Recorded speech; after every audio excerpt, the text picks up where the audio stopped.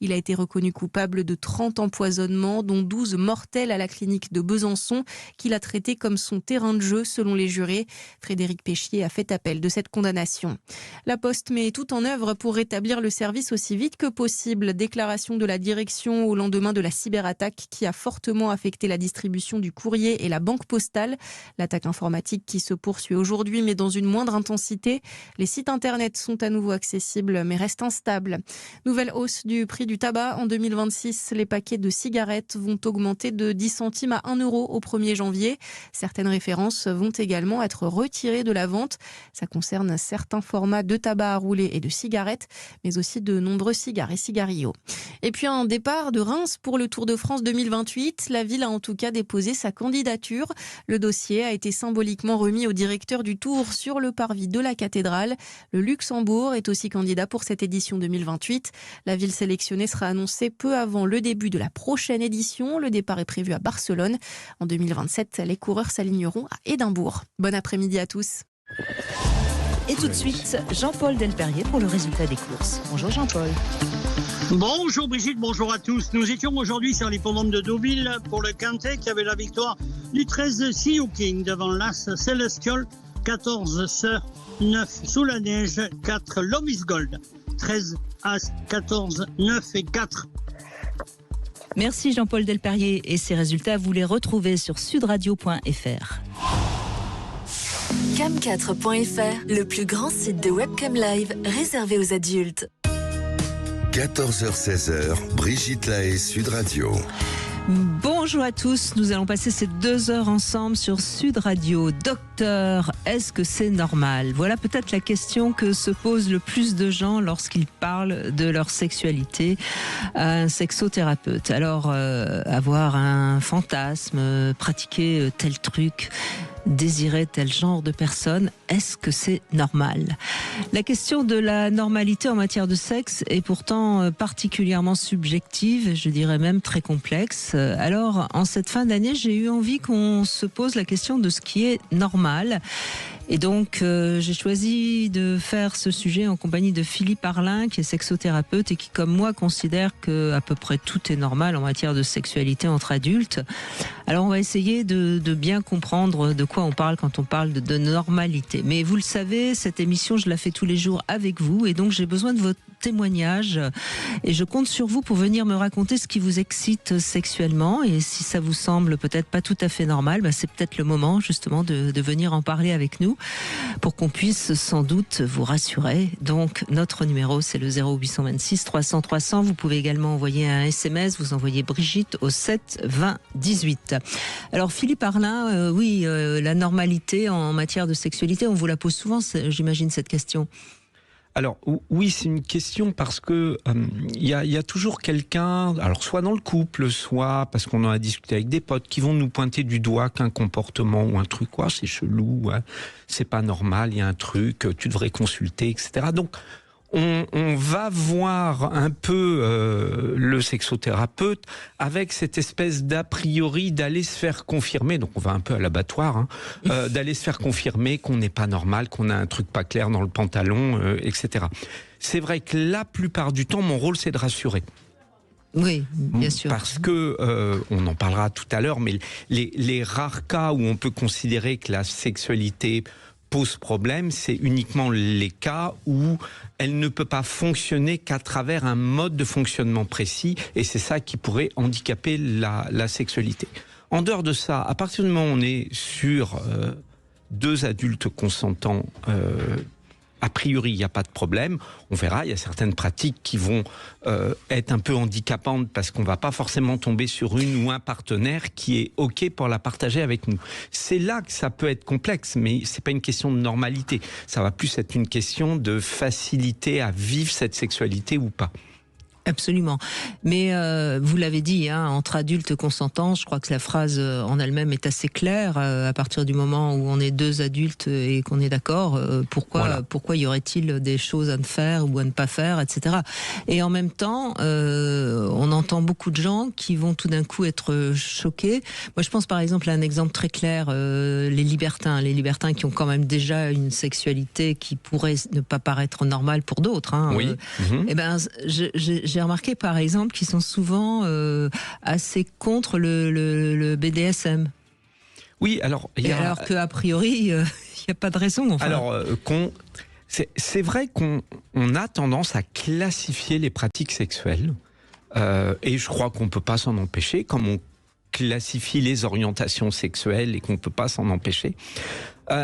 Et oui, il y a un regard posé sur le BDSM. Alors en plus, la plupart du temps, les gens qui parlent du BDSM mélangent un peu tout et ne savent pas de quoi on parle. Le BDSM, c'est tellement vaste que là-dedans, il y a énormément de pratiques, etc. Et on va, à côté de ça, juger du libertinage pour d'autres raisons, puisque là, c'est plus l'histoire de faire intervenir d'autres partenaires au sein du couple. C'est pas tant les pratiques qui vont avoir lieu que le fait de pouvoir échanger ces pratiques avec d'autres. Donc, la normalité du couple, est-ce que c'est d'être monogame ou pas? Donc, on voit bien que ce mot normalité, il va venir interroger le choix de votre partenaire en termes d'orientation sexuelle, puisqu'à une époque, on ne trouvait pas normal l'homosexualité ou d'autres orientations sexuelles. Elle est même encore punie par la loi dans certains pays, hein, bien sûr. Ça peut être de juger d'une pratique, ou ça peut être simplement de juger du fait qu'on a une sexualité alors qu'on est en couple avec...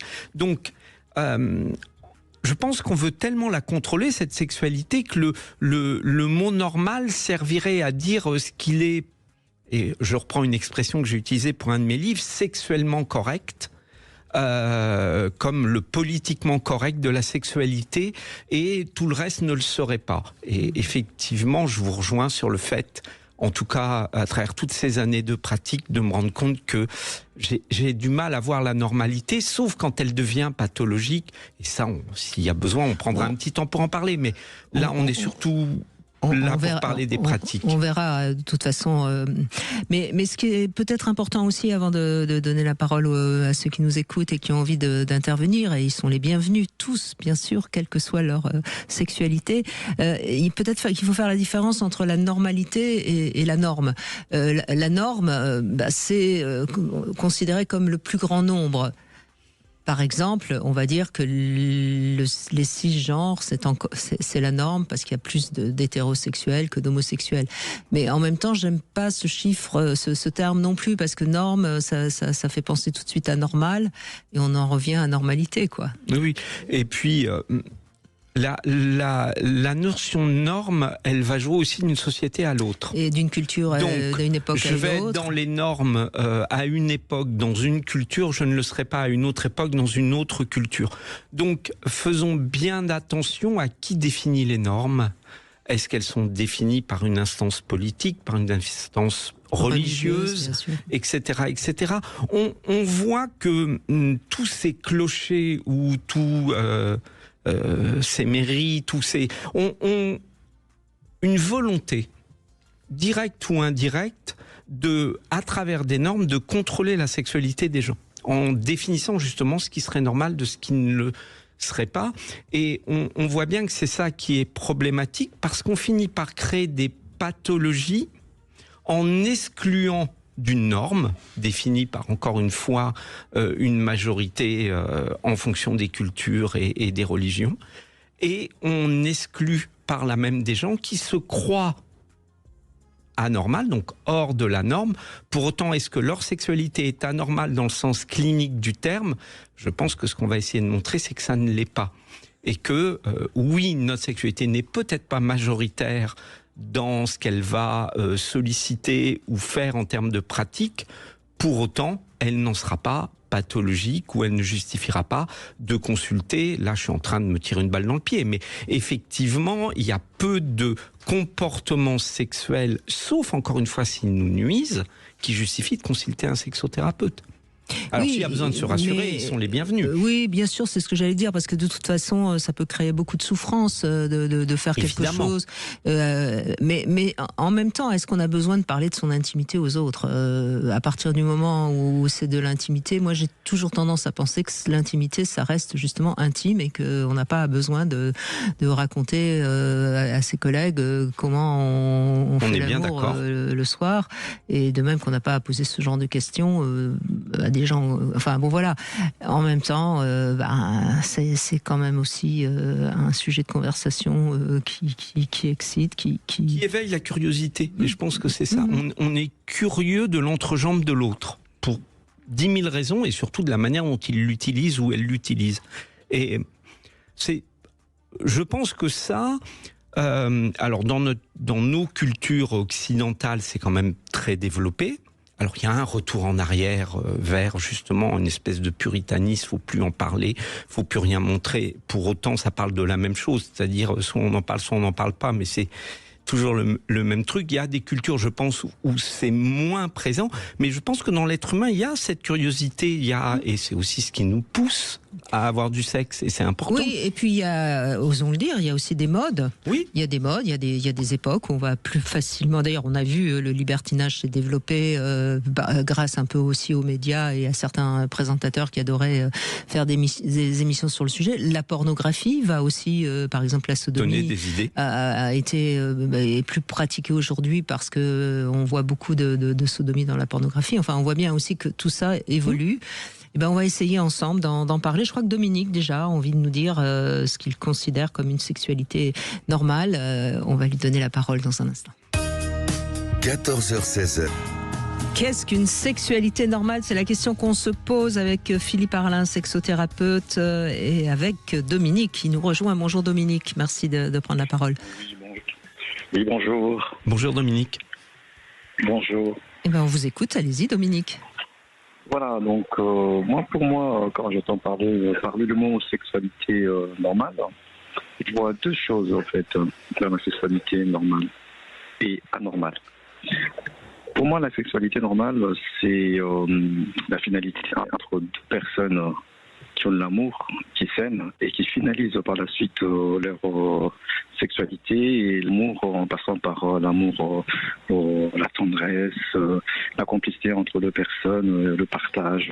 D'accord. Voilà, ce qui voudrait dire que deux personnes qui s'aiment pas et qui ont juste envie de tirer un coup, si je puis dire, on est déjà dans une sexualité un petit peu à côté. Je dirais pas tout à fait à côté. Je considère deux choses différentes entre la sexualité normale, entre deux personnes qui ont des sentiments et qui s'aiment et qui finalisent par la suite leur amour avec l'acte physique, avec le ressenti. Et voilà, moi ça reste la sexualité normale. Après, quand on va vers la sexualité anormale, on peut être homo ou hétéro. Moi, ce qui m'intéresse le plus dans ça, qu'on peut ressentir entre deux personnes. Mais après, quand on cherche la base de nos religions, l'éducation des bases, on va vers la sexualité, par exemple, les couples homo. Ça devient compliqué. Pourquoi je dis que ça devient compliqué? Moi, j'ai rencontré un couple homo, deux femmes qui ont eu deux enfants, deux filles, un garçon et une fille. Un jour, l'enfant, j'ai toujours appelé par tendresse. Elles ont eu ces enfants par PMA ou avec une relation avec un homme? Par vitro. Donc ils ont eu un enfant. Donc moi, cet enfant que je connais tout petit et que j'ai adoré, que je gardais d'ailleurs souvent avec mon enfant, un jour, il me dit, mais Dominique, pourquoi tu m'appelles chérie? Donc si tu m'appelles chérie, donc tu dois être mon papa. Ou tu es peut-être mon futur chéri. Moi, cette phrase, c'est resté comme quelque chose de... Elle vous a choqué? Comment dire? J'étais choqué par ça, oui. En tant que père, moi-même déjà, de deux enfants, et je vois cet enfant qui me pose cette question. Je me suis dit, la sexualité entre deux personnes, je crois que ça doit passer par le sentiment, et il y a aussi le côté physique, où l'homme est fait pour être avec une femme est faite aussi pour être avec un homme. Après, l'orientation, je tolère, j'accepte, mais quand on voit par exemple des cas comme ça, je me dis, ça devient... Oui, c'est-à-dire que pour vous le problème, c'est que des homos aient des enfants. Ça ne me dérange pas, les homos qui ont des enfants. Donc, mais alors, qu'est-ce qui vous dérange? Qui me dérange par la suite.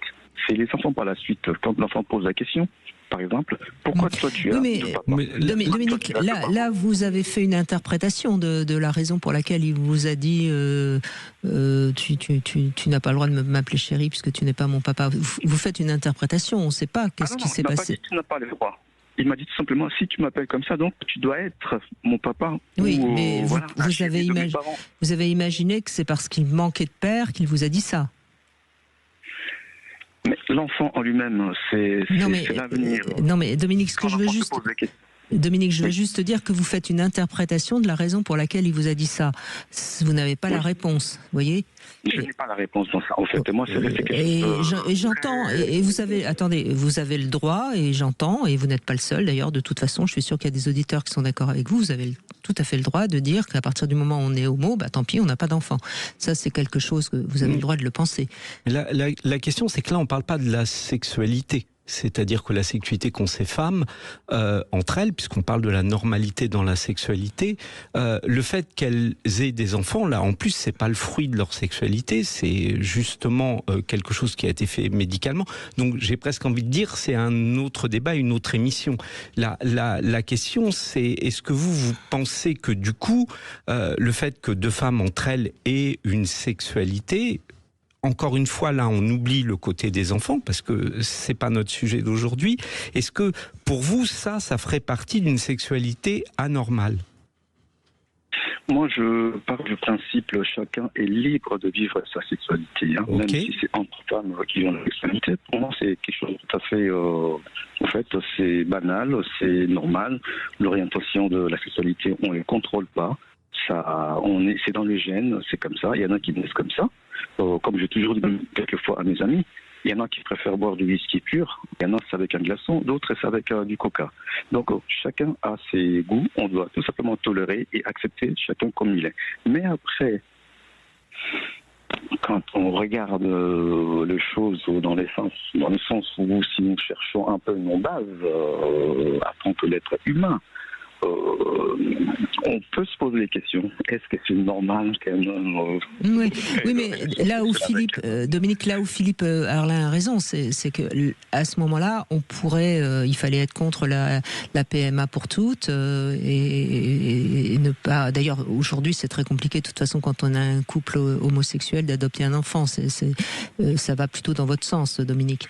Donc et ensuite ça pose la question, oui, qui peut être parent, enfin bon, bref, on rentre en effet dans un tout autre sujet. Tout le monde a le droit d'être parent. Mais tout le monde a le droit d'être parent. Oui, enfin ça, moi j'en suis pas certaine. Hein, tout le monde, quand on voit parfois comment certains enfants sont maltraités, je suis pas sûr que tout le monde a le droit d'être parent. Vous voyez, je suis peut-être encore plus. Tout à l'heure, quand vous disiez, si on revient sur les bases, sur de l'humain, il y a possibilité d'avoir un regard qui considérerait du coup que la relation sexuelle entre deux hommes ou entre deux femmes est anormale. C'est ça que vous voulez dire ? Pour moi, c'est pas quelque chose de naturel. Oui, j'entends bien, mais vous avez le droit de le penser. Oui, bien sûr. Et après tout, la question, comme je le disais, enfin je l'ai peut-être pas dit dans l'intro, mais je pense que la question de la normalité, elle est très subjective. Bien sûr. Et si, je crois que je l'ai dit. Oui. Donc moi, je peux tout à fait entendre. D'ailleurs, certaines religions l'affirment. La sexualité sert avant tout à se reproduire, et c'est pour ça que, par exemple, la sodomie est considérée comme une perversion, parce que de toute façon, on se reproduit pas de cette manière-là. Non. Donc, vous voyez, moi, je peux tout à fait entendre qu'on pense ça. Après, le sujet qu'on aborde aujourd'hui, c'est justement de vous laisser à tous la parole pour que chacun mette le curseur là où il pense devoir le mettre. Et puis voilà tout. Et en même temps, comme c'est de toute façon de l'intimité, chacun fera ce qu'il veut dans sa chambre. Tout à fait. Et pour moi, la sexualité... Non, pardon. Oui, non, je vous en prie, je vous écoute. Pour moi, la sexualité normale, c'est ça. C'est un homme et une femme. Pour l'avenir, pour notre avenir, pour demain. Parce que, pourquoi je dis ça ? L'homme et la femme, quand ils se sont mariés ou ils ont une relation sexuelle, ils arrivent à prouver quelque chose chacun, et ils arrivent à faire un enfant. Pour moi, c'est une voie qui est tout à fait naturelle. C'est l'avenir pour la reproduction de l'être humain. Hein. Mais après, quand on passe par tout ce qu'on voit, la technologie ou pour avoir des enfants, parce qu'un couple, ils sont dans quelque chose d'anormalité quelque part, hein, parce que ces deux femmes ne peuvent pas avoir un enfant entre femmes, un homme avec un homme ne peuvent pas avoir. Voilà, on passe par la science pour avoir des enfants. Pour moi, ça devient quelque chose anormal et ça conduit la sexualité à des choses vraiment où on ne sait pas où nous allons arriver un jour, ou les conséquences de tout ça dans nos futurs. On ne sait pas. On sait pas où on va. On ira peut-être jusqu'à se cloner, allez savoir.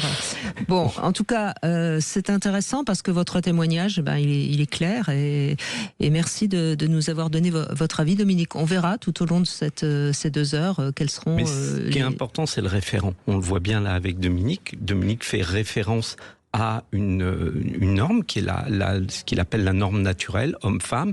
Et au nom de cette norme, comme on l'a défini tout à l'heure, au nom de cette norme, certaines sexualités vont se retrouver à la marge et se retrouver anormales. Et c'est vraiment ce qu'on a essayé d'expliquer au début. Après, et mon rôle à moi ici aujourd'hui, c'est de parler en tant que sexologue. C'est-à-dire, j'essaye de prendre pour référent non pas des normes religieuses, sociales, non, mais les normes de ce qui peut se définir comme la sexualité. Et c'est vrai que mon référent anormal ne sera pas le même.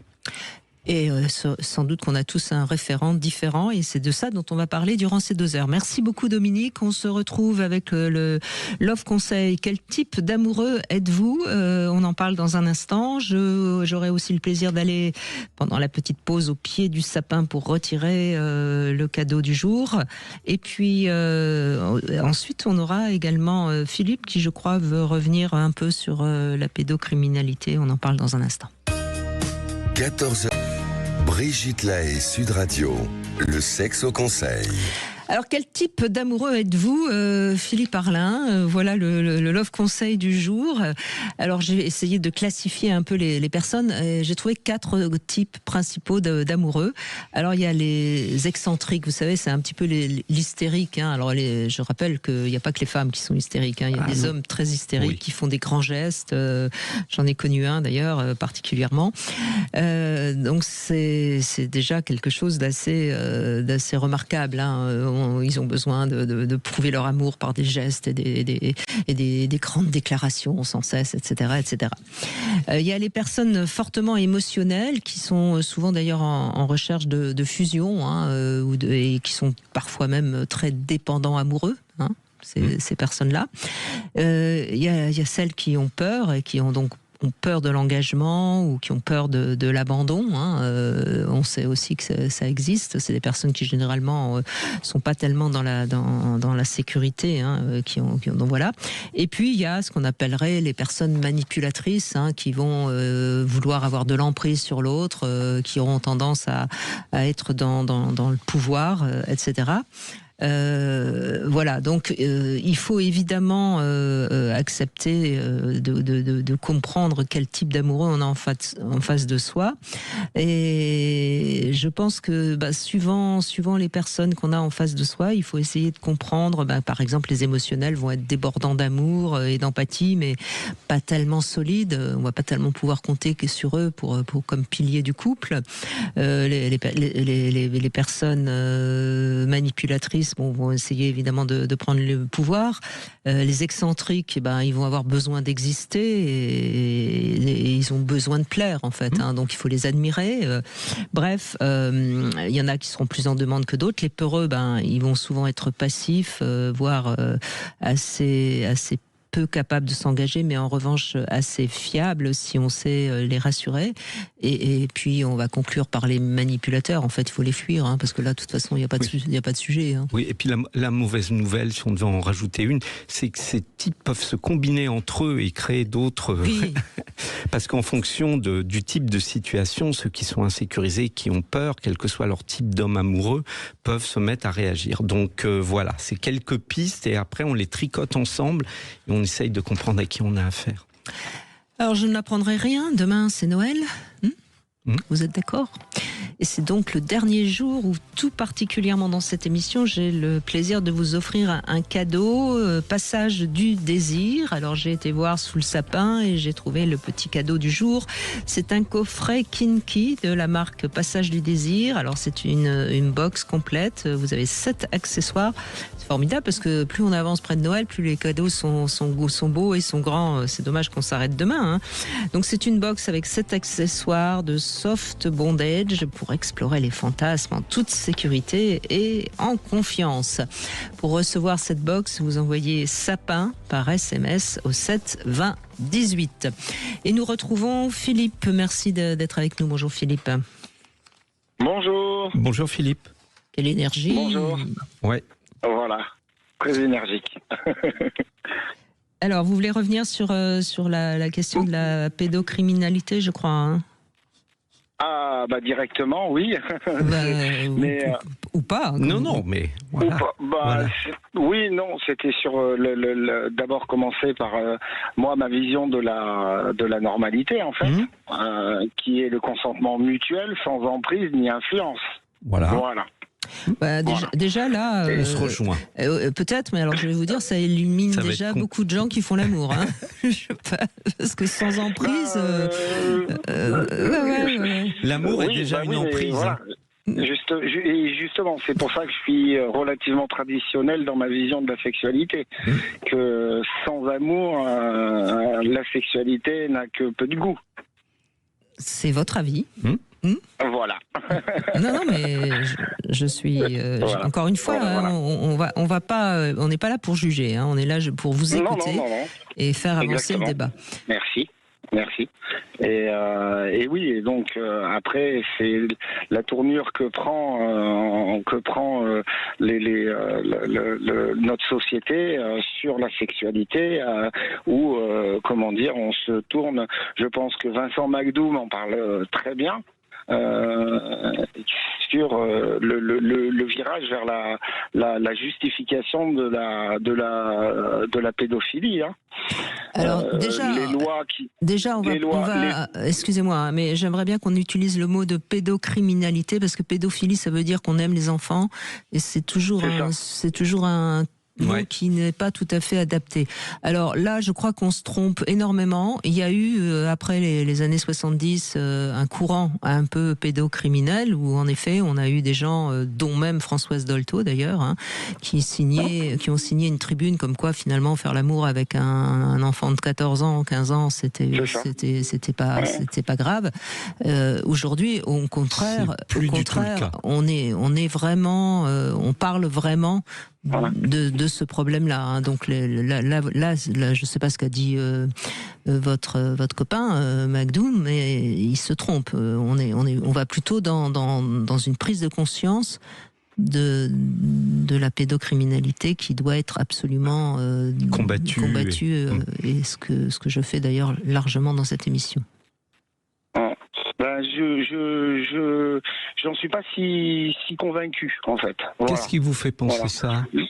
Les lois, notamment la loi Evra, où on commence à parler de sexualité à des enfants, les théories du genre. D'accord. Mais là, on mélange. On mélange tout, là, excusez-moi. Non, je pense pas qu'on mélange parce que c'est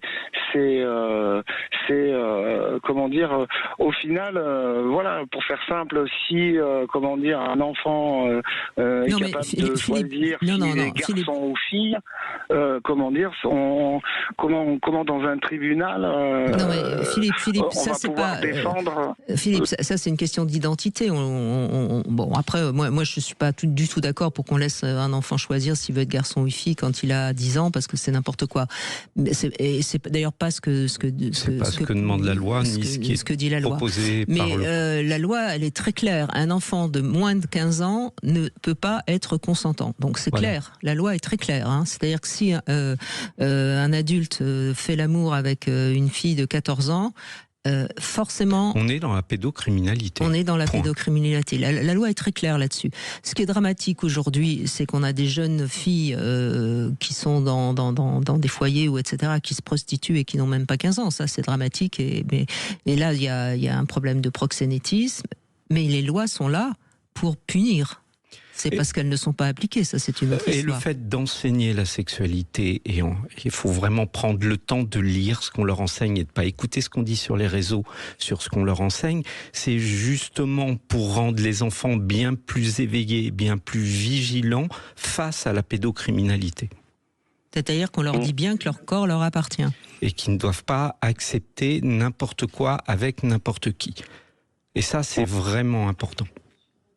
Oui, j'entends, mais comment dire, je sais pas, j'ai pas ce ressenti. Oui, mais Philippe, il faut faire attention à ce que quelles sont les informations qui vous font avoir ce ressenti-là, vous voyez ? Parce que moi, vous imaginez bien, j'ai lu tout en détail le compte-rendu de l'éducation à la sexualité qu'on m'a envoyé et qui vient du ministère donc je peux vous assurer qu'il n'y a pas du tout ce que vous nous avez dit. Oui, ça c'est une caricature. Vous me rassurez, mais comment dire, dans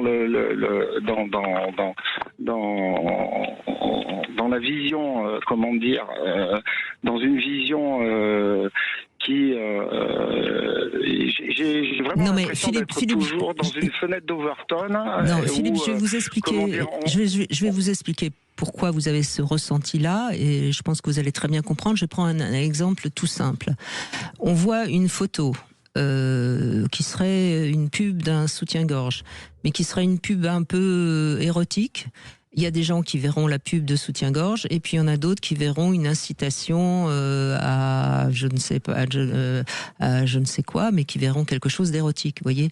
Donc c'est toute la difficulté de la sexualité, c'est qu'on a notre propre vision des choses, et qu'en fonction de ce qu'on entend, de ce qu'on nous dit, on interprète différemment. Et sans doute que vous êtes un grand militant contre la pédocriminalité, et tout ce que vous entendez qui pourrait laisser penser qu'on incite les enfants à faire l'amour plus tôt, vous a fait ressentir ça. Vous comprenez ? Ça vous choque ?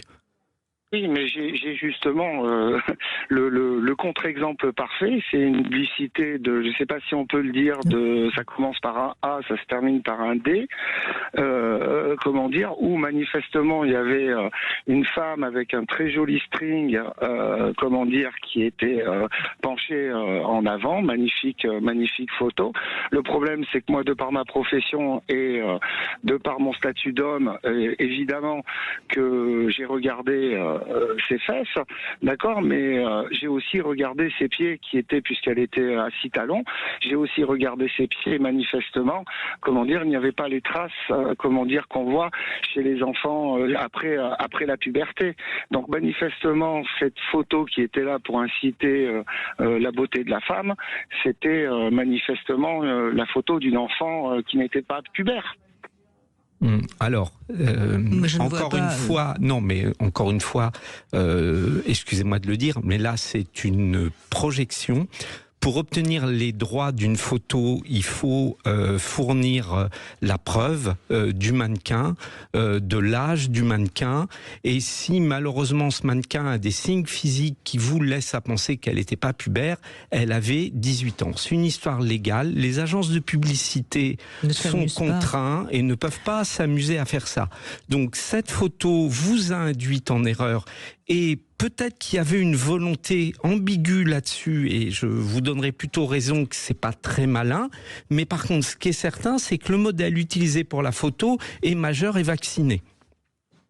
Mais donc mais voyez, votre exemple va dans le sens. Que Dieu vous entende. Hein. Bah écoutez, je sais pas, il est très occupé en ce moment. J'espère me tromper. Non, mais voyez bien que votre exemple va dans le sens de ce que je vous dis. Voyez, donc c'est toute la. Et Philippe a raison, sans doute. Ils ont fait exprès de laisser croire que c'était. Mais je dis pas que la photo est maligne, Mais ce que je dis, c'est que ce qui est sûr, c'est que on ne joue pas, sauf si cette photo elle est dans d'autres pays. Je parle en France. Si vous avez vu cette campagne en France, on est certain que le modèle, il y a justement beaucoup trop de gens qui vérifient, beaucoup trop. Excusez-moi, c'est pas un reproche, mais il y a réellement beaucoup de gens qui vérifient, et ça, c'est le genre de choses où ça ne passerait pas. Surtout maintenant. Enfin, il y aurait des associations qui se seraient. Tout le monde a dû déjà se liguer. On en entendrait parler partout. Non. D'ailleurs, on voit bien, personne ne s'amuse à montrer des photos de l'époque de David Hamilton. Hein. Ça serait tout de suite interdit. Donc on a bien évolué. Alors c'est certainement pas encore ce qu'il faut. Là, je vous rejoins parce qu'il y a toujours des gens qui essayent de détourner la loi et tout, mais la loi, par rapport à la pédocriminalité, va dans le bon sens. Mais oui, il reste encore beaucoup à faire. Et vous avez, alors là, on vous dit 10 000 fois raison, la pédocriminalité est absolument anormale. Elle est inacceptable, elle n'est même pas anormale. On est bien d'accord. Merci beaucoup Philippe, en tout cas. Merci de votre appel. On continue dans un instant avec Nadia qui va nous dire que ça dépend du partenaire et on l'écoute dans un instant. Vous voulez parler à Brigitte Lahaie, 0 Réservé aux adultes. 14h-16h, Brigitte Lahaie, Sud Radio. Eh bien, nous sommes avec Philippe Arlin et il me semble que le sujet est un sujet en effet délicat. Hein. Qu'est-ce qu'une sexualité normale ?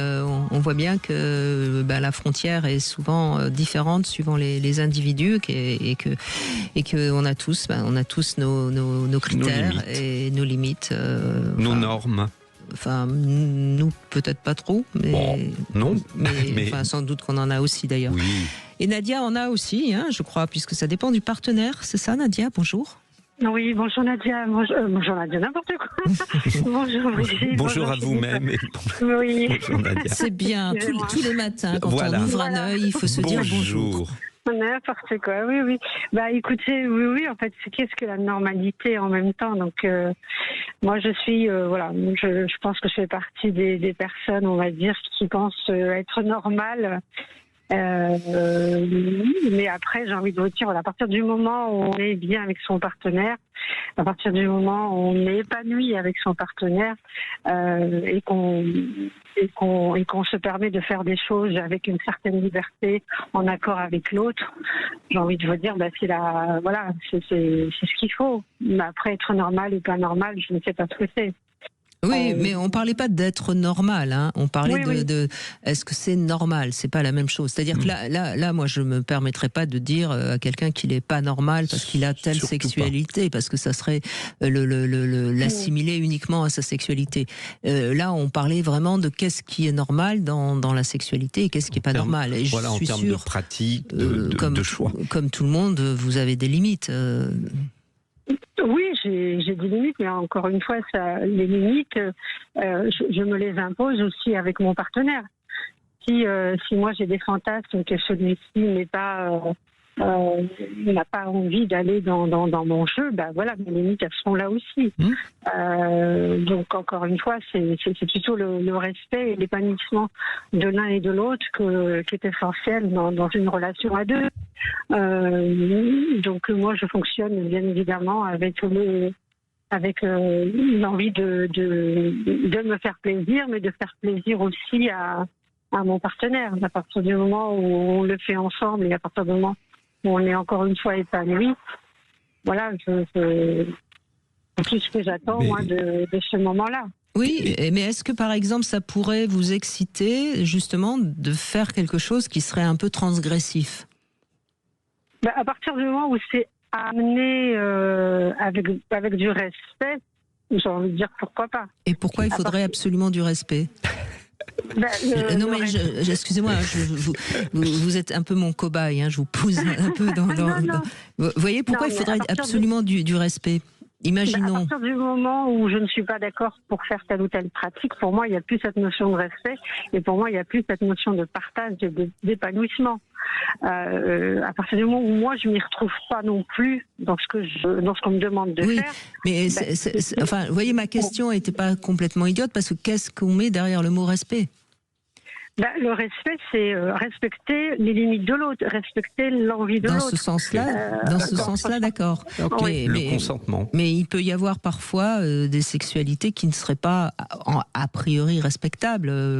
Faire l'amour dans la boue, par exemple, parce que c'est très respectable. Oui, mais j'ai envie de vous dire que si tous les deux on est d'accord pour le faire, voilà, Alors, il n'y a pas de problème. Moi aussi, j'ai une question. Vous voyez, on vous pousse. Oui. Est-ce qu'il y a non, mais je plaisante. Est-ce qu'il vous est arrivé à l'idée ou de découvrir une pratique est-ce que vous avez déjà pensé au mot anormal concernant une pratique, une envie, quelque chose où tout compte fait, vous avez peut-être trouvé ça bizarre, mais jamais ce mot vous est venu en tête? Si, j'ai déjà été, entre guillemets, confrontée effectivement à ce que pour moi ce n'était pas normal, mais pour mon partenaire, ça l'était. Et du coup, effectivement, oui, il m'a déjà amené petit à petit à adhérer à son fantasme, qui à la fin m'a quand même, pour être franche avec vous, m'a plu quand même. Mais au départ, oui, effectivement, c'était quelque chose qui était, pour moi, c'était inconcevable. Et on peut savoir quoi? Ou c'est trop indiscret? D'être vu, tout simplement. D'être vu par d'autres. D'accord. L'exhibitionnisme, voilà. L'exhibitionnisme, oui. Mais c'était pas, pour moi, c'était pas du tout possible, et encore moins envisageable. Et voyez, au départ, ça pourrait être irrespectueux, justement. Oui, tout à fait. Vous voyez, c'était dans ce sens que j'utilisais le mot respect. Et ça vous a excité, finalement? Écoutez, par la suite, oui, en fait, on était dans un état tous les deux où c'était très, très, très fort, oui. Et c'est toute la question de la transgression que je pense qu'on peut justement là expliquer, c'est-à-dire que tout d'un coup faire quelque chose qui vous semblait interdit, au fond, ça peut être terriblement excitant.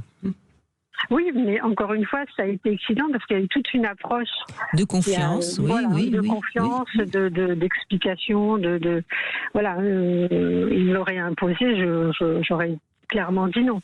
Mais ça a été tout un cheminement vers ça, et à la fin, effectivement, ça a été plaisant. Mais vous voyez, sans jouer sur les mots, là, on parle d'une sexualité qu'au début vous envisagiez comme inacceptable. Mais peut-être pas pour autant anormal. Quand il a parlé de ça, vous vous êtes pas dit, mais putain, je suis avec un fou, il est malade, ce qu'il me propose, c'est... Voilà. C'est ce que je me suis dit au départ. Vous l'êtes dit, d'accord. Ah oui, c'est ce que je me suis dit. Je me suis dit, mais c'est lui, tu es fou. Mais je comprends même pas où est-ce que tu peux trouver du plaisir dans ça. Le plaisir de vous montrer, tellement il vous trouve belle et désirable. Et de se montrer. Écoutez, je l'avais pas vu de cette manière-là, mais effectivement, oui, mais bon, voilà, on l'a fait quelques fois et ça a été très bien. Par contre, voilà, c'était parce que c'était avec cette personne-là, avec une autre personne. Mais ce qui est intéressant, c'est que vous nous montrez à quel point les lignes ne sont pas définies et gravées dans le marbre, et qu'effectivement, ce qui peut nous paraître anormal, en fonction de comment c'est partagé avec l'autre, amené, peut devenir excitant. Ça ne veut pas dire la norme. Exactement. Je pense qu'on passe pas d'anormal à la norme. C'est-à-dire, c'est pas forcément votre sexualité du quotidien. Par contre, le fait que ça puisse exister est complètement envisageable aujourd'hui. Et si ça se trouve... Je vous disais pardon. Allez-y, je vous en prie. Ça dépend vraiment de l'autre personne avec qui on partage ça. Bien sûr. Alors, ce que vous dites là est très intéressant aussi, parce que c'est ce que vous dites et ce que vous ressentez, et il n'y a pas à discuter. Peut-être que lui, il a eu envie de ce fantasme-là avec vous, et il n'aurait pas eu envie avec une autre. Ou peut-être que c'est son fantasme et qu'il a envie de ça avec toutes les femmes, vous voyez. Et c'est là, encore une fois, où ça complexifie énormément la sexualité de chaque individu, parce que on peut avoir un fantasme qui est complètement récurrent, quel que soit le partenaire, et puis on peut avoir un fantasme avec tel partenaire parce que ça éveille telle chose en nous. Mais ce que je trouve très intéressant, et c'est peut-être pour ça que je fais ce métier, c'est que là, la question intéressante, s'il était venu s'asseoir en me disant, bah voilà, moi j'ai telle envie, etc., et que vous auriez été avec lui en disant, mais je comprends pas, c'est anormal, pourquoi il veut ça, etc. L'idée, c'est, est-ce qu'on peut rendre ça compatible pour le couple? Est-ce que on peut faire en sorte de construire quelque chose qui permet aux deux de s'épanouir? Parce que au bout du compte, l'épanouissement de la sexualité, ça passe aussi par là. Ça passe par être capable d'intégrer des choses. Alors encore une fois, ça dépend avec qui, ça dépend comment. Mais moi, c'est aussi ce que je vais aimer dans mon travail. Voilà pourquoi j'ai tendance à dire que pour moi, il n'y a rien d'anormal. Il y a des choses qui vont être difficiles à vivre, à proposer, à partager avec l'autre, mais elles le seront d'autant plus si on se juge soi-même anormal, parce que du coup, quand on va le proposer, on va pas savoir le faire. Donc, c'est vraiment intéressant votre témoignage, et je vous en remercie, parce que ça montre à quel point vous avez construit ensemble, à quel point c'est dans le couple aussi que la sexualité se construit. Tout à fait. Je suis entièrement d'accord avec vous. Et comme je vous le disais, effectivement, ça a été ce schéma-là, cette envie-là avec cette personne-là. Après, voilà, avec mes autres partenaires, j'ai jamais eu envie. Oui, ça n'a jamais été amené, sûr. C'était lié à lui. Et c'est pas devenu du coup votre fantasme du tout. Ni votre norme. Ce qui montre bien que c'était cette rencontre-là qui a provoqué ça. Absolument. C'est ça. Mais c'est pour ça que c'est tellement délicat, parce que on vous aurait posé la question avant, vous auriez dit mais non, jamais de ma vie je ne ferai ça, etc. C'est inenvisageable. Et je pense qu'on peut tous, je dis bien tous, même si on a eu une sexualité plutôt débridée, on peut tous à un moment donné être surpris dans une relation pour tout d'un coup faire quelque chose qui a priori nous dégoûtait ou nous semblait interdit. Parce que c'est aussi, j'ai envie de dire, c'est aussi le miracle de la sexualité, quoi. Ça parle de parts de nous que parfois on ignore vraiment. Complètement. Quand je repense à cet homme-là, quand on s'est rencontrés, il était attiré que par les femmes. Et quelques années après, on s'est rencontrés à l'étranger. Donc le monde est vraiment petit. On s'est retrouvés à l'étranger sans le vouloir. Et puis tout en discutant, il m'a aussi dit qu'il avait essayé aussi avec les hommes, chose qu'il n'aurait jamais fait auparavant. Et ça a été pareil pour lui, tout un cheminement, un accompagnement, on peut dire un accompagnement. Et aujourd'hui, il est très très très bien avec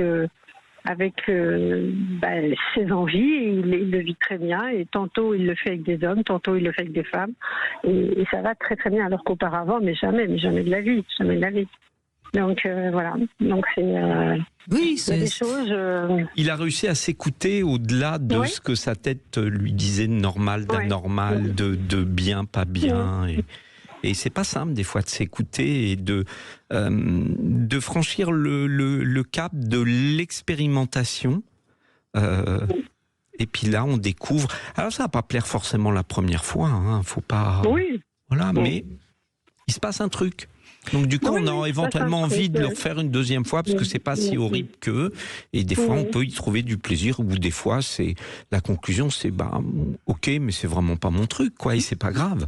Oui, c'est pas grave. Et puis parfois, on a adoré quelque chose pendant longtemps, et puis tout d'un coup, c'est plus du tout notre truc.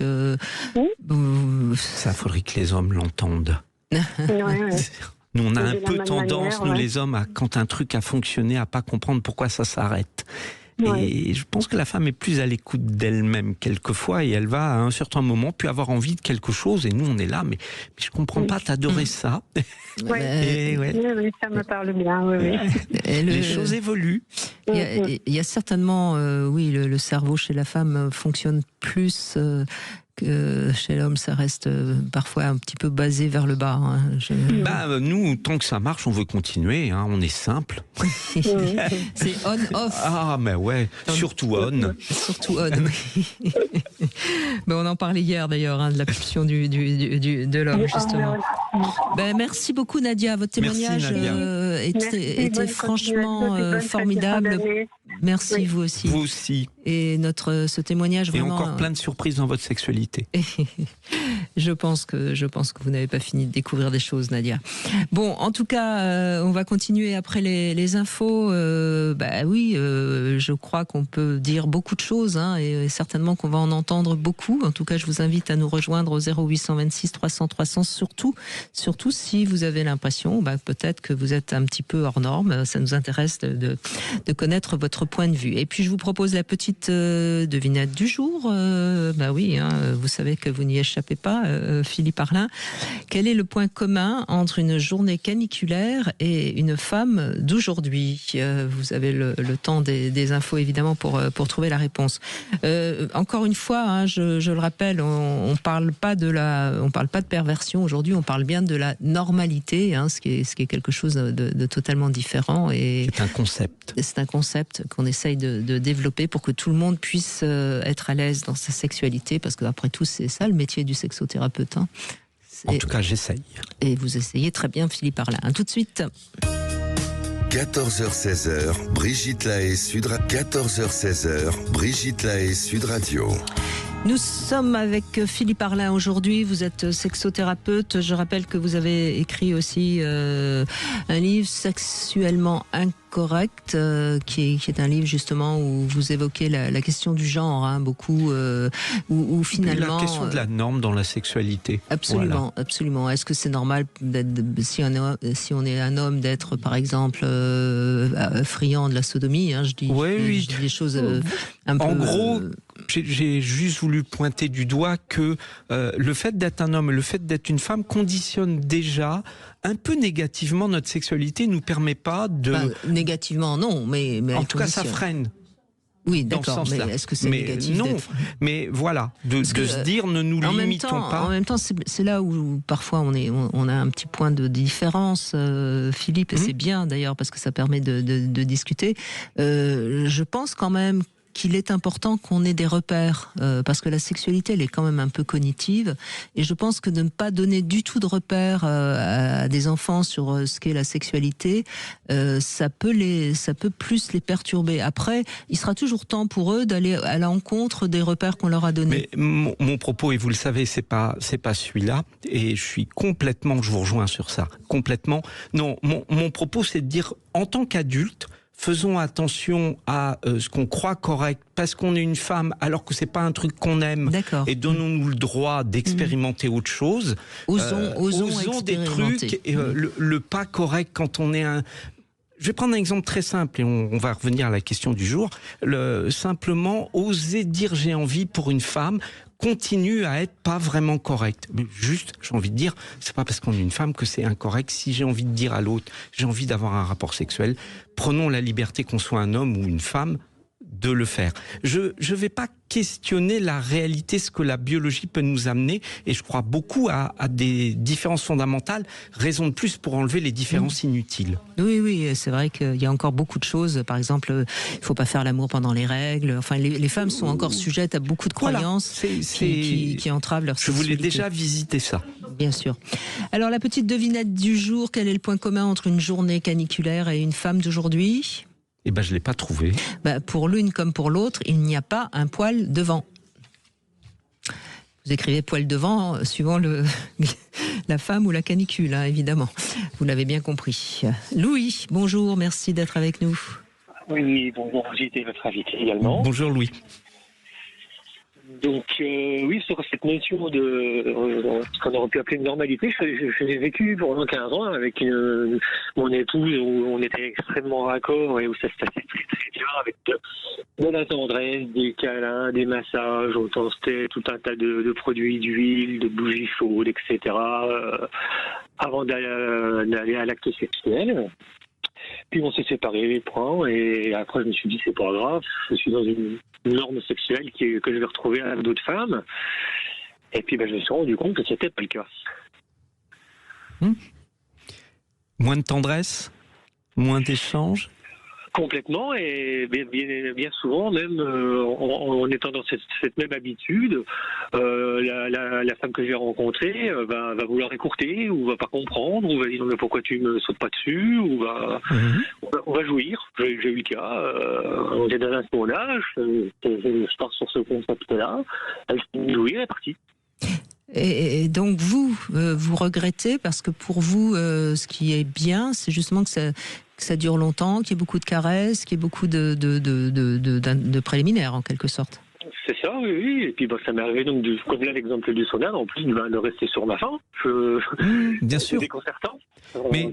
Mais est-ce que ça vous amène à penser que là on est sur une sexualité anormale ou non? C'est juste que vous, c'est pas une sexualité que vous aimez.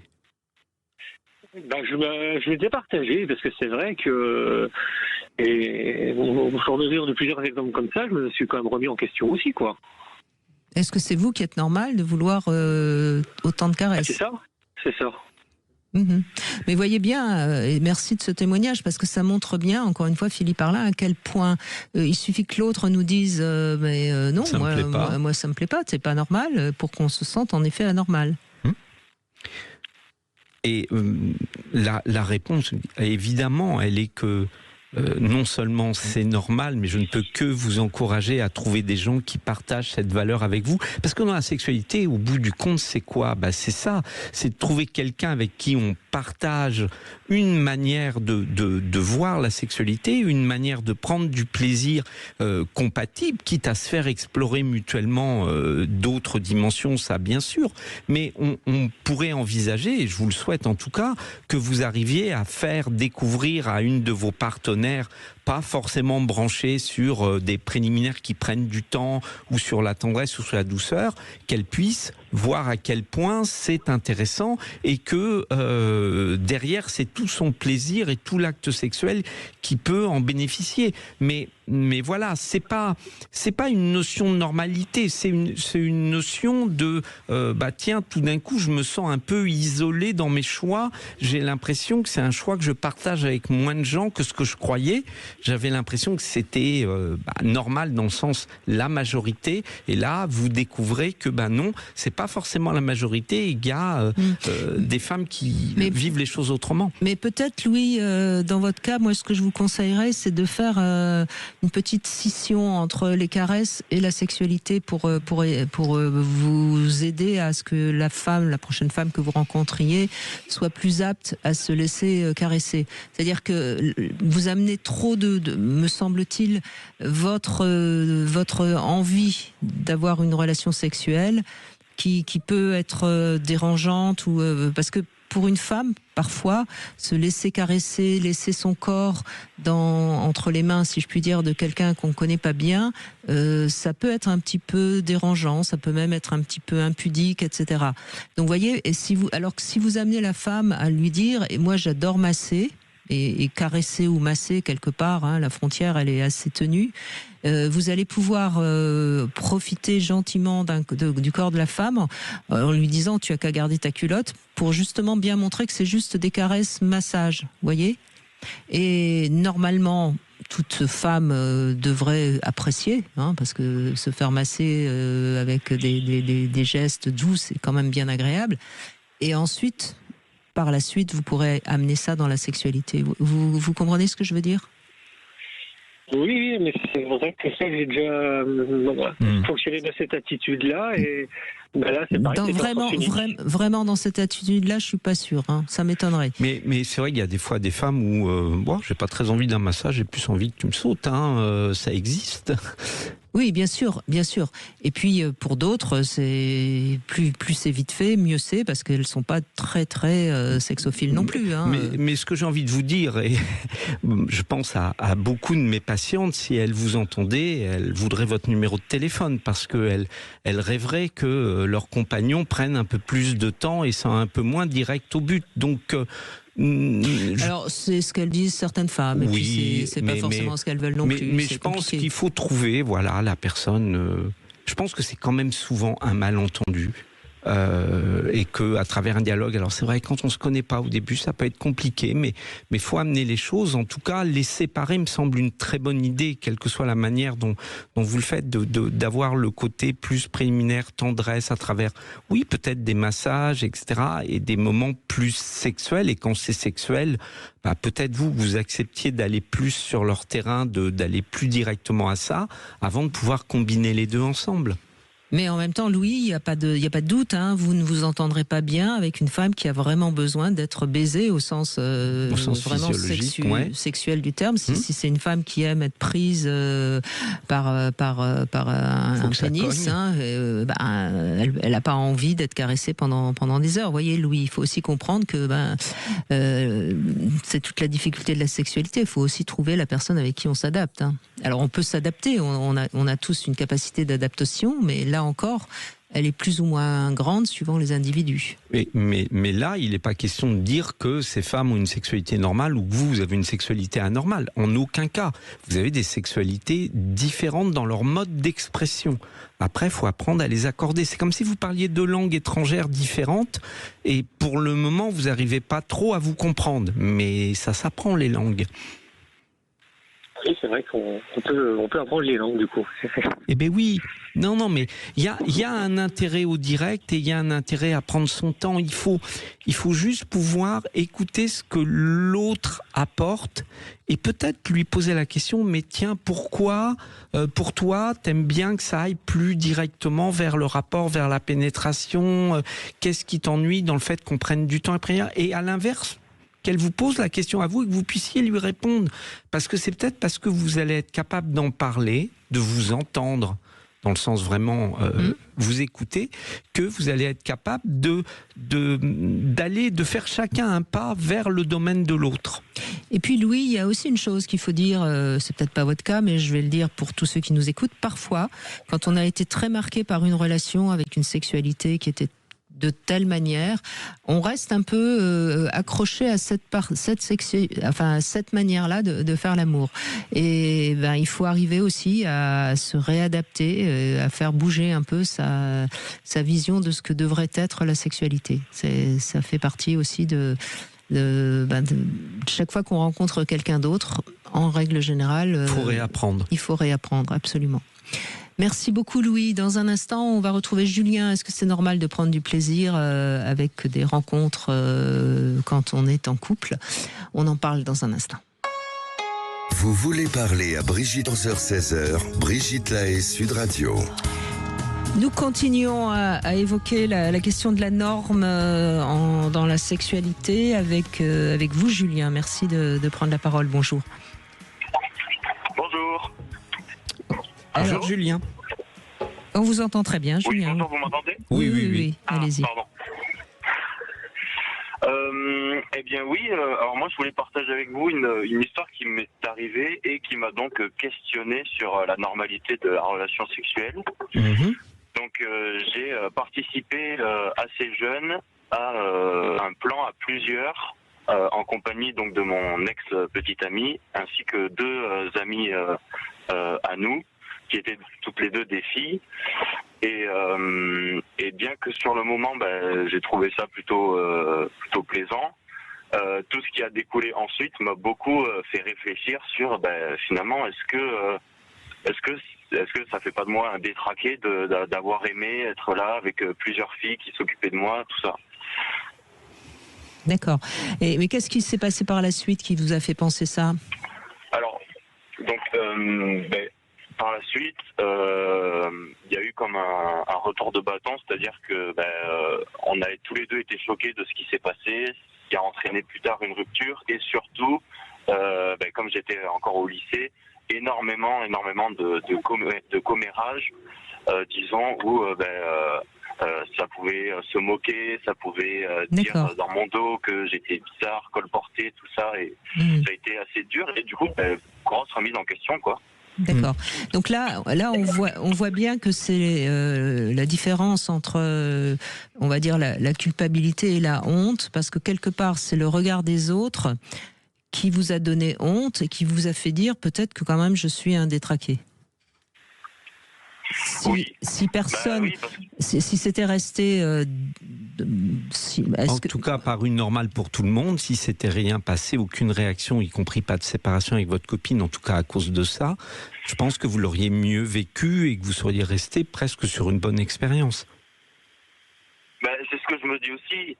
Je me dis, si tout s'était bien passé, si on avait pris le temps d'en parler, que ça s'était pas fait un peu comme ça sur le fil, et que derrière, on n'aurait pas eu ce retour de bâton, parce qu'il y a effectivement le regard des autres, mais il y a aussi notre couple, ce qui s'est passé à l'intérieur, qui m'a beaucoup... oui, bien sûr, bien sûr. Julien, en fait, ce qu'il faut que vous compreniez, c'est que sur le moment, il y a eu la pulsion, l'excitation chez tout le monde, hein, visiblement, puisque tout le monde était d'accord, aussi bien vous que les 3 femmes, si j'ai bien compris. Et puis ensuite, il y a eu une sorte de prise de conscience, et c'est tout le problème d'ailleurs de la sexualité, notamment libertine, où parfois on fait quelque chose sur le moment, on est excité, puis après on est dégoûté, ou on a honte, ou on se sent coupable. Et alors, est-ce que c'est vous qui avez mis fin, ou est-ce que c'est votre amie qui a mis fin à la relation ? Je pense que c'est plutôt elle. Oui. Vous voyez ? Et elle a mis fin à la relation parce que peut-être que dans sa tête, elle s'est dit, puisqu'il est capable de coucher avec d'autres femmes que moi, c'est qu'il m'aime pas. Enfin, je ne sais pas ce qui s'est passé dans sa tête. Hein, là, je ne peux que interpréter. Et donc, oui, bien sûr. Donc vous, perdant votre petite amie, vous vous dites, j'ai fait une bêtise. Si j'avais pas fait ça, je l'aurais pas perdu. Mais voyez que c'est un raisonnement qui est très loin du plaisir et de l'excitation que vous avez ressenti sur le moment. Ah bien sûr.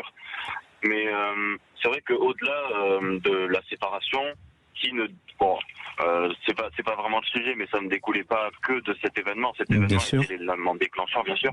Mais c'est vraiment ce truc de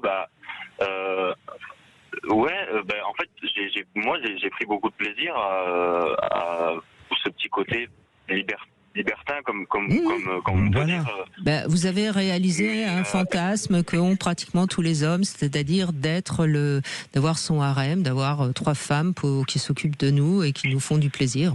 Voilà. Alors,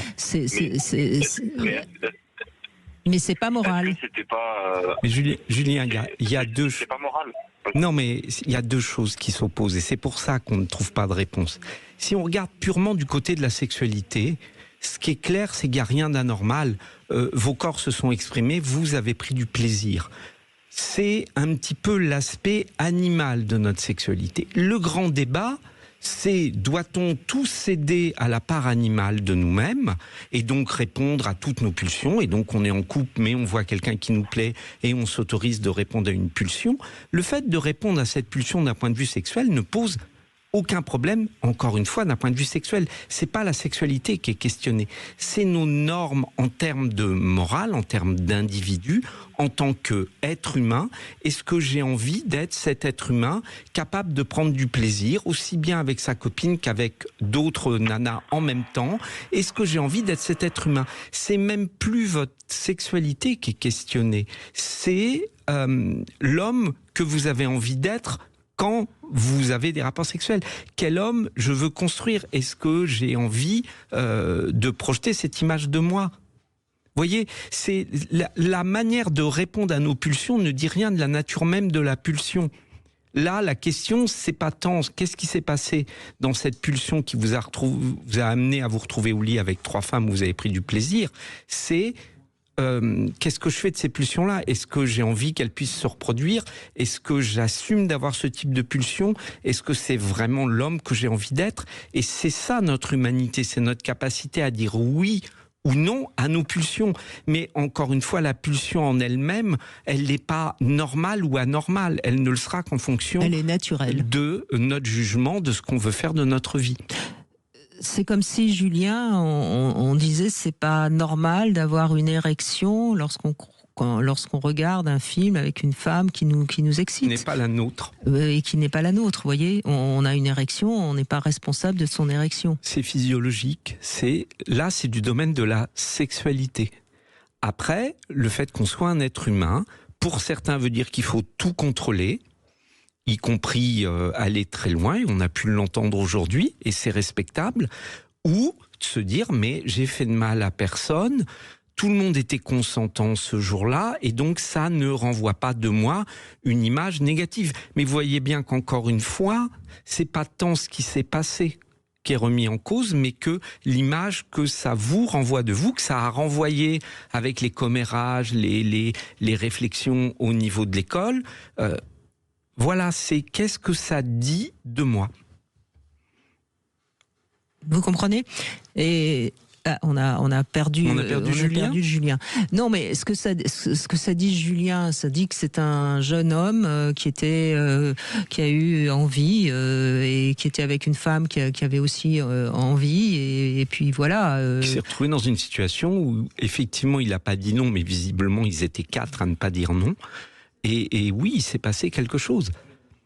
Julien est de retour avec nous. Oui, Julien. Donc, vous voyez, je crois que ce qu'il faut que vous compreniez, et c'est d'ailleurs une question, je me permets de faire un petit aparté, Julien, mais vous allez comprendre, c'est toute la question aujourd'hui de la question du consentement. Parce que sur le moment, vous étiez tous les 4 consentants. Je suis pas sûre qu'après coup, vous étiez tous les 4 consentants. J'ai l'impression que non, voilà, ça... Mais non, mais moi je dis bien, sur le moment, vous étiez tous les 4 consentants. Oui, et c'est emporté par la... par nos pulsions. Mais c'est le piège de ce terme consentement. Et pour lequel je suis totalement contre, moi. Parce que sur le moment, vous étiez tous les 4 consentants parce que c'était fun, vous aviez peut-être un peu bu, vous étiez dans la pulsion, et puis vous seriez trouvé ridicule de dire non, parce que quand on est jeune, on est fun, etc., etc. Et puis après coup, qu'est-ce qu'on en fait de ce moment un peu de folie Cette image de moi, c'est pas une image que j'assume. Et je me dis, mais j'avais pas forcément envie. J'avais pas envie de l'image que je reçois aujourd'hui de cet événement. Oui, c'est ça. C'est vrai que avant cet événement, je m'étais déjà projeté à avoir une relation. Vous auriez jamais pu imaginer que vous seriez capable de ça. Non, parce que je me persuadais peut-être que j'avais Dieu que pour ma copine à ce moment-là, et il se trouve que cet élément-là m'a peut-être soit ouvert les yeux sur une réalité, ou alors au contraire, est-ce que j'ai agi de manière complètement différente de ce que je suis normalement? Je serais pas capable de vous répondre. Mais c'est... Alors, il faudrait plusieurs émissions pour parler de cette pulsion. C'est-à-dire que dans ce moment, est-ce qu'on est nos pulsions? Je ne crois pas. Mais par contre, la manière dont on répond ou ne répond pas à nos pulsions nous définit. Voilà. Donc... et puis, voilà. vous aviez pas le même âge qu'aujourd'hui. Vous étiez jeune, voilà. Et puis vous étiez avec des filles qui étaient aussi un peu dans la pulsion, vous voyez. Donc ça s'est multiplié. Vous savez, c'est comme vous rencontrez un chien un peu agressif, vous allez arriver à tenir tête, il vous mordra pas. Vous en rencontrez 3, vous pourrez pas les gérer. Vous comprenez? Mais Julien, vous avez fait de mal à personne. Ce qu'il faut que vraiment vous disiez, c'est que vous avez, on va dire, toutes les circonstances atténuantes pour considérer que vous n'êtes absolument pas dépravé, pour reprendre le terme que vous avez utilisé. Franchement, vous étiez jeune, vous étiez excité par 3 femmes qui, à mon avis, c'était celles qui allaient vous exciter le plus, parce que c'est ce qui se passe dans la tête des femmes. Elles sont en compétition et elles vous ont entraîné. Peut-être un peu malgré vous, mais la pulsion était là et le plaisir a été là. Et gardez ce souvenir comme un très très bon souvenir qui vous a permis de réaliser quelque chose que vous ne pourrez peut-être plus réaliser parce qu'aujourd'hui, vous en avez payé le prix. Et puis, vous savez que vous pouvez aimer ça, ça ne veut pas dire que vous allez le refaire. Absolument. Voilà, donc vous vous connaissez mieux. Oui, j'ai appris de moi-même, c'est vrai. Voilà. Et voyez bien que ce qui se définit là, ça ne parle pas de votre sexualité, ça parle de l'homme que vous êtes, de votre rapport aux femmes, de ce que vous voulez transmettre. Des circonstances. Et des circonstances, voilà. Oui. Donc tout va bien, il n'y a pas de souci. Je vous remercie beaucoup. Vraiment. Je vous en prie, Julien. Je vous en prie, on est là pour ça. On continue dans un instant et on passera d'abord avec le sexo-conseil. On va parler des fantasmes féminins, tiens, justement. Et puis on continue avec Virgile qui va revenir aussi sur l'environnement dans lequel on grandit. 14h-16h, Brigitte Lahaie, Sud Radio. Cette année, les plus beaux cadeaux sont au pied du sapin. Sud Radio, le sexe au conseil. Et alors, Philippe Parlin, on va parler des fantasmes féminins. Je rappelle que vous êtes sexothérapeute et que vous pouvez évidemment aussi aborder la question des fantasmes avec vos patients et que vous consultez également par Zoom, hein, pour ceux qui ne seraient pas du côté de Poitiers, puisque c'est là où vous avez votre cabinet. Alors les fantasmes féminins, la femme fantasme aussi sur le corps de l'homme, mais pas spécialement sur tout le corps, alors que chez les hommes, on peut avoir des hommes qui fantasment sur toutes les parties du corps de la femme. Chez la femme, c'est plutôt le torse, les fesses, les épaules et évidemment le pénis. Mais comme beaucoup de femmes, elles vont un peu refouler tout ça et elles vont plutôt parler des yeux ou des mains. Déjà. Non, mais je vous vois sourire, mais c'est vrai. C'est mignon. C'est important de le rappeler, parce que c'est vrai que on va dire ah oui, c'est ces yeux qui m'ont fait craquer, et en fait, oui, sexuellement, peut-être, mais pas sexuellement. Mais pas sexuellement. On est bien d'accord. Et vous êtes d'accord, c'est le torse, les fesses, les épaules et le pénis. Alors ensuite, il y a la nature. Faire l'amour au clair de lune est un grand fantasme féminin. Désolé, c'est plus la pleine lune. Il fallait pas louper le coche. Aujourd'hui, en ce moment, il va falloir attendre 3 semaines. L'eau aussi, c'est pour ça que la mer est très appréciée par les femmes. Jouer avec les liquides, ça marche bien, notamment faire couler un breuvage sur son corps, tout ce qui est en rapport avec le liquide fait fantasmer les femmes. Non, mais là, je parle vraiment de fantasmes légers, parce qu'on parle toujours des grands fantasmes des femmes. C'est important aussi de donner des conseils. Là, il va y avoir les vacances de Noël. Il faut bien qu'ils puissent s'occuper. Il y a le champagne, le chocolat chaud. Oui, voilà. C'est le champagne, c'est très très bien. Alors, il y a évidemment le côté un peu exhibitionniste de la femme. On l'a vu tout à l'heure avec le témoignage de Nadia. D'où le plaisir de s'habiller un petit peu plus sexy. Mais parfois c'est pas grand chose, c'est juste un peu de transparence qui peut l'exciter. Donc là, encouragez-la, par exemple en la prenant en photo avec un vêtement un peu dénudé. Et n'hésitez pas, par exemple, à lui offrir un vêtement un petit peu sexy qu'elle n'aurait pas osé acheter, mais qu'elle osera peut-être mettre si elle va dîner avec vous. Donc ça, c'est aussi une petite piste. Alors, il y a les animaux qui font fonctionner la fantasmatique féminine, mais attention, je veux dire par là que je vous surveille. Si vous lui offrez un jouet intime en forme d'animaux, ça peut l'exciter, ça peut l'amuser, ça peut l'exciter. Donc, je parle bien du symbole animal, voilà.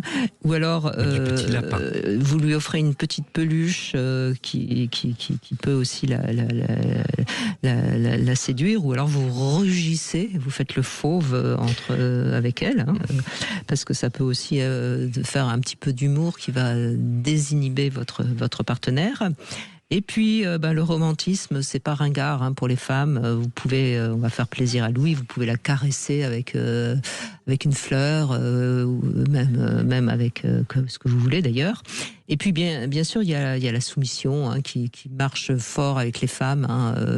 Se sentir prise, se sentir un petit peu, sentir la force du mâle sur elle, ça la fait. Besoin de sentir le désir de l'autre, la force du désir de l'autre qui s'impose. La puissance du désir de l'autre, absolument. Et puis, qu'est-ce qu'on pourrait rajouter d'autre? Vous avez peut-être d'autres choses à dire? Non, mais de toute façon, on est sur une base. Il faut surtout que les femmes qui nous écoutent s'autorisent à avoir tous les autres fantasmes du monde qu'elles ont envie d'avoir. Mais oui, il y a ces composantes autour de ressentir la force, le désir, et tout ce que vous avez évoqué peut aller dans ce sens-là. La tenue légère, elle est aussi pour voir le désir dans l'œil de l'autre. Il y a aussi alors on a parlé de liquide, mais ça peut être un petit peu de nourriture.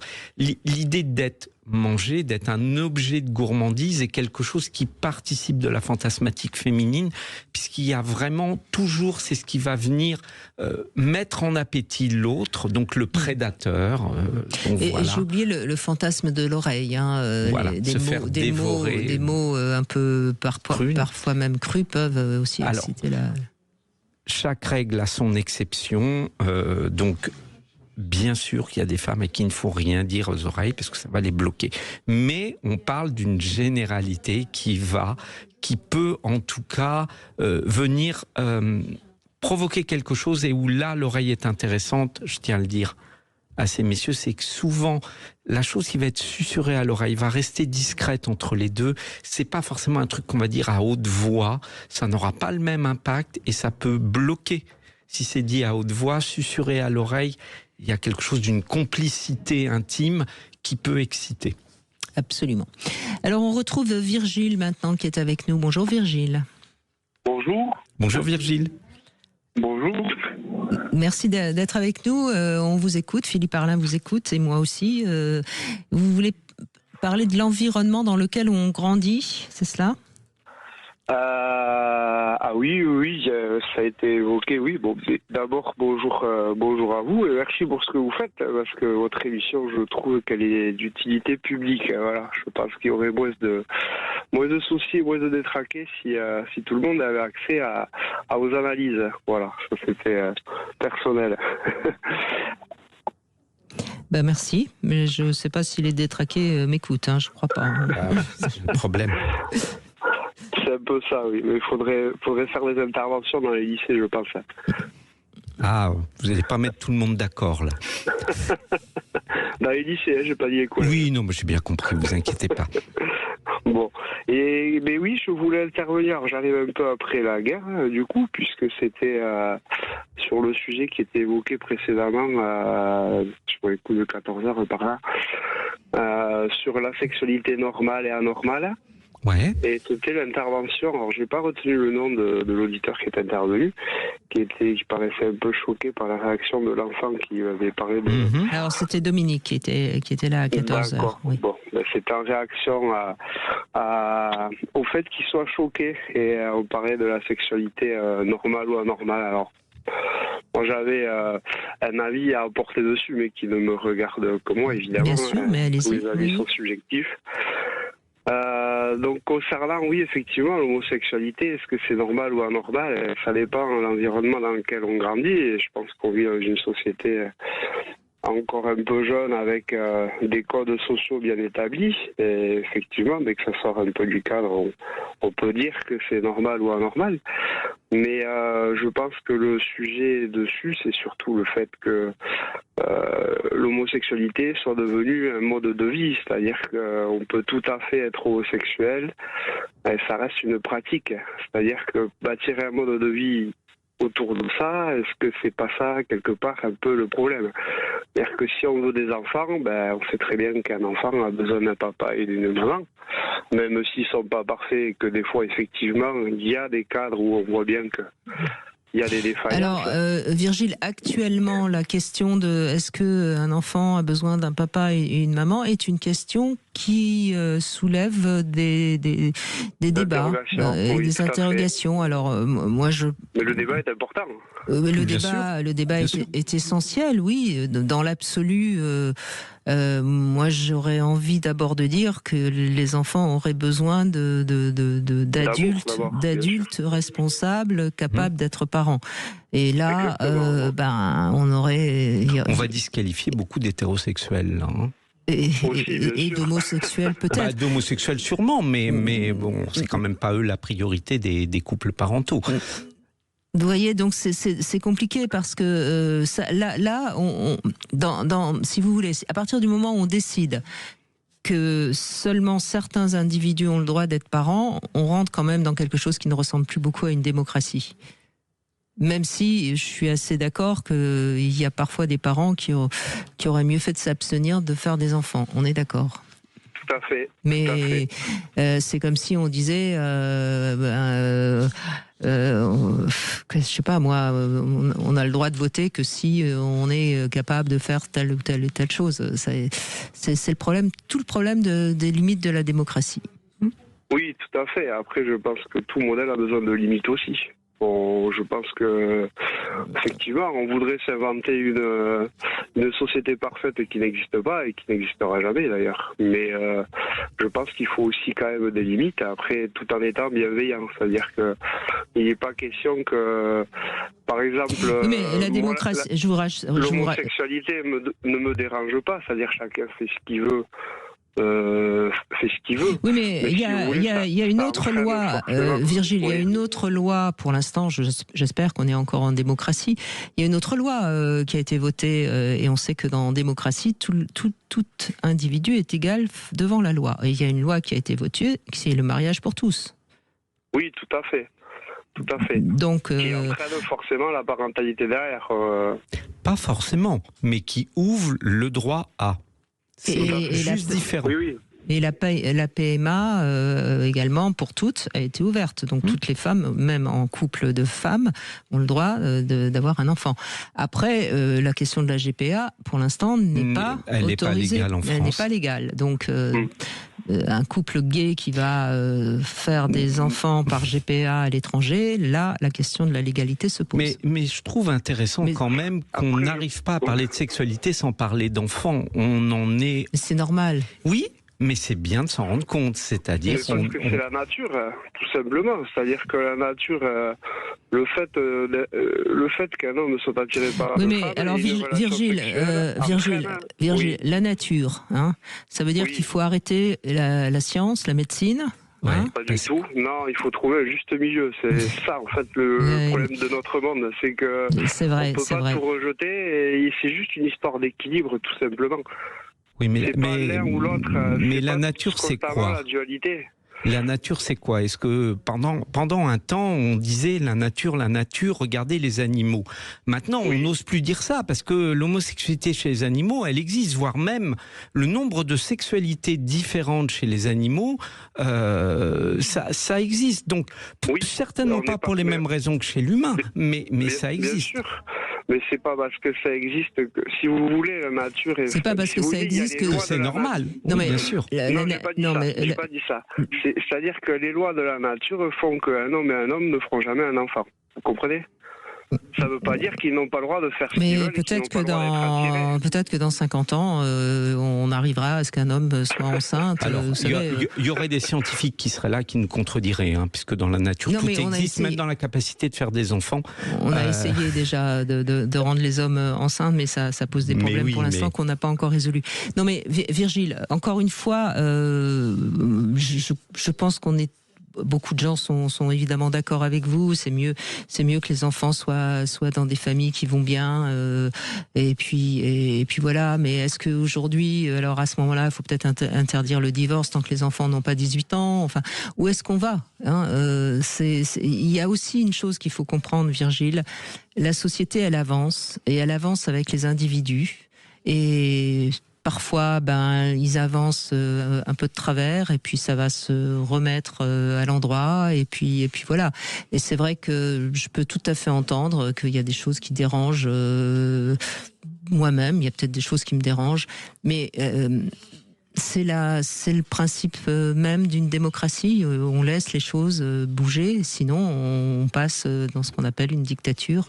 Et là, je crains fort qu'il y ait beaucoup de gens qui ne se sentent plus très très libres dans leurs désirs. On va se retrouver dans un instant et on va continuer avec Vanessa qui nous rejoint tout de suite. 14h-16h, Brigitte Lahaie, Sud Radio. Les Chevaliers du Fiel, 14h-16h, Brigitte Lahaie, Sud Radio. Et on est toujours avec Philippe Arlin, que vous pouvez également consulter par Zoom, qui est sexothérapeute. Et on va conclure avec Vanessa sur ce sujet complexe. Je l'avais dit au début que c'était très complexe, et on l'a bien vu, c'est très très complexe. Vanessa est avec nous. Merci de nous donner votre avis, Vanessa. Bonjour. Oui, bonjour Brigitte. Bonjour Vanessa. Bonjour. Disons que ce que je me pose la question, c'est qu'est-ce qu'on appelle exactement normal, sexualité normale? Parce que sexualité, ça dépend des personnes. La normalité, c'est pas... on a tous une définition de ce qui est normal. Voilà. Et après tout, donc qu'est-ce qu'une sexualité normale? Alors, est-ce que c'est une sexualité choisie dans ce cas-là? C'est votre réponse, moi, qui m'intéresse. Moi, ma réponse, je la connais, Vanessa. Oui. Moi, je la connais, ma réponse personnelle. Philippe, il la connaît, sa réponse, mais c'est la vôtre qui nous intéresse. Moi, j'aime bien vous écouter. J'ai pas envie de donner spécialement mon avis. D'accord. Pour moi, c'est une sexualité choisie, c'est-à-dire que ça correspond à ce que j'aime, à ce que je considère être une bonne sexualité, quelque chose qui me corresponde. D'accord. Et vous savez exactement ce qui vous correspond aujourd'hui? À peu près, oui. Et grâce à quoi? Grâce à votre expérience? Grâce à votre... C'est ça. Je pense que grâce à mon vécu, grâce à mes attentes aussi. En fonction de l'âge, on n'a pas toujours les mêmes attentes. Ce qu'on faisait à 20 ans ou 30 ans, on ne fait pas forcément à plus. Bien sûr. On est moins à la recherche de la performance, on est plus à la recherche... de la jouissance. Oui, tout à fait. Et puis à la qualité aussi. Mais est-ce que vous avez sexuellement fait des trucs qui aujourd'hui, si c'était à refaire, vous les referiez pas? Tout à fait. Et est-ce que ça vous dérange de les avoir faits ou est-ce que vous l'assumez? J'assume, mais s'il fallait les refaire, je les referais pas. Est-ce que je m'affirmerais un peu plus, parce que souvent on fait pour plaire à l'autre, souvent. D'accord, c'était ma question. Est-ce que celle qui les a fait était contente de les faire? Pas forcément. Disons que ne connaissant pas, on découvre. C'est ça. Qu'on apprécie ou pas, c'est autre chose. Et on essaye. Après, si ça plaît pas, on n'a pas envie de continuer, quoi. Bien sûr. Voilà. Donc, c'est déjà une ouverture que tout le monde n'a pas, Vanessa. C'est-à-dire que vous avez déjà, quand vous étiez jeune, vous aviez cette ouverture-là de dire bon, j'essaye, on verra bien. Il y a des gens qui n'ont pas envie. Qui n'ont pas cette curiosité, cet intérêt à expérimenter. Non, j'étais pas bloquée. Ouais. C'est comme un buvard, en fait. Quand on est jeune, on découvre. Et puis, à fur et à mesure, on affine son choix. Et pareil pour les partenaires, c'est la même chose. Oui, mais on peut aussi élargir son choix. Vous voyez, c'est pas aussi, ouais. Tout est. Vous êtes d'accord avec ça, oui. Oui, complètement. Donc vous voyez bien que la normalité, elle est très subjective. Tout à fait. C'est pour ça que je vous ai posé la question. Parce que ce qui est normal pour l'un n'est pas forcément pour l'autre. Ça dépend du vécu, ça dépend des attentes. Et là vient un mot qu'on n'a pas encore utilisé depuis 14 heures, qui est le mot tolérance. Oui, on tolère. Oui. Et ça, je crois qu'avec l'âge, on le tolère de moins en moins. Vous croyez? Ça peut être l'inverse aussi. Moi, je fais que ce qui me plaît et ce qui m'apporte. Oui, mais je veux dire, on tolère la sexualité d'autres personnes qui, pour nous, n'est pas dans la normalité, mais qui après tout, si c'est eux, ils ont le droit. Ça les regarde, quoi. Vous voyez? Complètement. À partir du moment où j'ai pas à subir, ça me pose pas de problème. C'est ça. Alors que pour certains, ça peut être choquant. Exact. Vous voyez, donc c'est tout ça qu'on avait envie aujourd'hui d'éclairer, parce que et si on est choqué par quelque chose, on a le droit d'être choqué, mais ça parle aussi de nous. Oui. Ça parle de nos limites aussi, de notre sensibilité. Moi, je sais, par exemple, je vais prendre un exemple tout bête, mais qui n'a rien à voir avec la sexualité, je précise. Moi, je ne peux plus regarder un documentaire animalier où je vois des lions qui bouffent des... pareil. Parce que ça me sensibilise. Moi aussi, je me mets à la place de la pauvre bête et je me dis... Voilà, et pourtant, c'est la nature. Pourtant, c'est la nature. Naturel. Vous voyez, nature ou pas naturel. Ouais, on est bien d'accord. Voilà. Cette pauvre nature. Et je peux tout à fait comprendre qu'il y a des gens qui n'ont pas envie de regarder de pornographie parce que ça les choque. Je suis tout à fait d'accord. Vous voyez, ce qui est toujours important, c'est d'accepter qu'on puisse être choqué sans pour autant devenir intolérant. C'est peut-être ça, ma nuance que j'aurais envie, en fin d'émission, de peut-être transmettre. Et de dire que même si on peut considérer qu'il y a peu, voire vraiment peu de sexualité anormale, ça ne veut pas dire pour autant que ces sexualités-là vont nous intéresser. Elle est là aussi, la tolérance. C'est-à-dire que on peut considérer tout à fait normal ce que les gens font, pour autant se dire, mais moi, ni ça ne me concerne, ni ça me donne envie, ni je le ferai. Oui. Mais bon, après, on peut comprendre que d'autres le pratiquent. Oui, complètement. Et chacun son délire, chacun son... Voilà. Et à l'inverse, il y a des gens qui vont vraiment considérer qu'il y a des choses qui sont normales, d'autres qui ne le sont pas, et qu'à la limite même, il faut partir en campagne pour lutter contre des sexualités qui ne seraient pas acceptables. Donc... C'est ça, mais en fait, c'est parce que moi, je dis que c'est en fonction de l'éducation et des premières approches, les expériences et tout. C'est ça qui détermine un petit peu pour plus tard, quoi. Oui, c'est ça. Je trouve. On est tout à fait d'accord. Donc, quelque part, vous rejoignez ce que dit Brigitte, c'est-à-dire qu'en vieillissant, on devient plus tolérant, dans le sens où on est capable d'accepter, pas tolérant par rapport à ce qu'on va vivre soi, mais accepter que ce qui existe. Voilà. En disant oui, effectivement, la sexualité est tellement vaste que chacun fait un peu ce qu'il veut et comme il le sent, mais moi... Du moment qu'il est une personne consentante, c'est pas un problème, quoi. En tout cas, dans la même envie. Ben voilà, ça me semble une belle conclusion sur qu'est-ce que la normalité en sexualité. Y a-t-il une sexualité anormale ? Il y a quand même deux choses qui sont importantes à rectifier. Il y a la loi. Voilà. On est dans un pays où il y a des choses qui sont interdites par la loi, et on va le rappeler. Il est interdit d'avoir une relation sexuelle avec un mineur de moins de 15 ans. On est bien d'accord. Il est interdit de violer quelqu'un, c'est-à-dire de le forcer et alors le viol, c'est une pénétration même avec un doigt. Oui, bien aussi tout rapport non consenti. Il est interdit de faire l'amour avec un cadavre. Il est interdit de faire l'amour avec un animal. Enfin, il y a des interdits importants quand même. J'en oublie peut-être d'ailleurs, et je suis désolée parce que j'ai pas révisé avant de prendre l'antenne.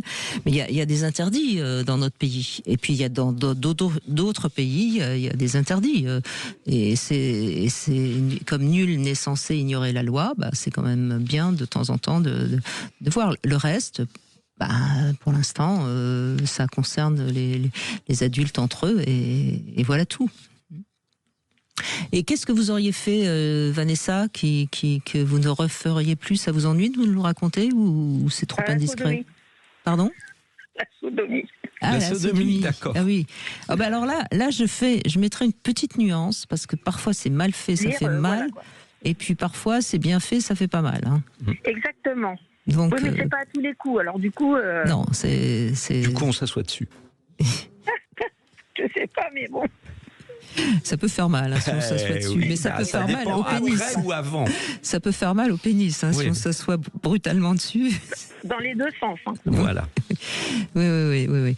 Non, mais c'est encore une fois pareil, c'est qu'on ne peut pas aimer quelque chose et puis tout d'un coup on ne sait pas pourquoi. Moi je pense par exemple à la fessée.